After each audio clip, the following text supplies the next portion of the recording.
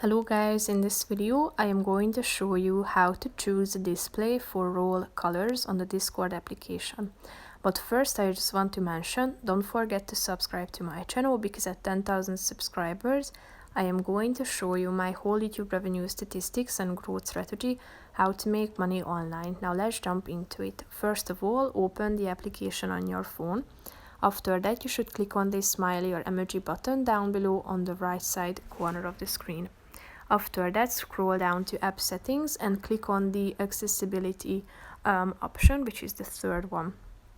At the top you can find the role colors section.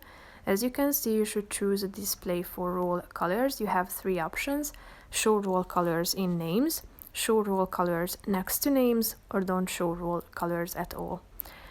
If you want to learn more about role colors and other accessibility settings, you should click on this blue text below the options, and after selecting it, click on the relevant one, and when a checkmark icon appears next to the selected one, it marks that it has been updated. So that's pretty much it for this video, guys. See you in the next one. Bye bye.